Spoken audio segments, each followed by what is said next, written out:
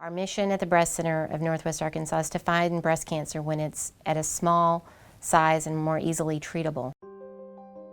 The first patient, one of our test patients, who we diagnosed with a mammographically occult breast cancer is one of my fellow partners, a breast radiologist.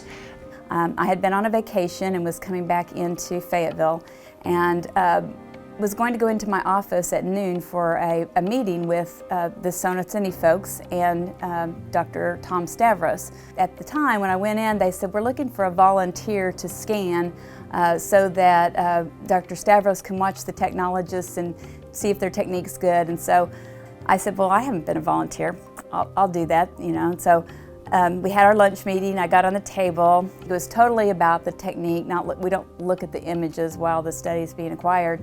And when we finished, I said, well, Dr. Stavros, would you mind looking at some cases with me so I can watch you read these cases and see, kind of get a feel for how you interpret them? And he said, well, let's start with your case first.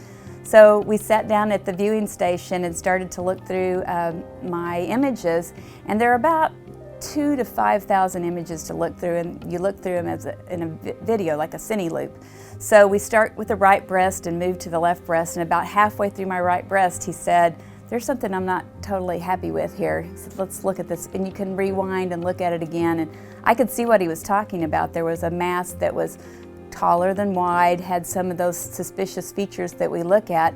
The screening ultrasound just helps you, find this lesion, but you really need to do more to kind of evaluate it. So he said, let's take you back and do a dedicated diagnostic ultrasound. So we went back to the room. One of my partners came along, and as we walked into the room, my heart was beating. I thought, oh, this isn't happening.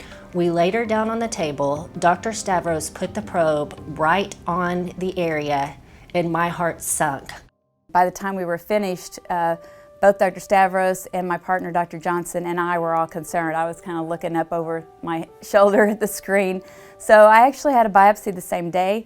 And the next day, my partner came over, and Dr. Pope did my biopsy. He came over after he got a call from the pathologist and sat down beside me and said, well, I guess you're our first diagnosis with Sonosini.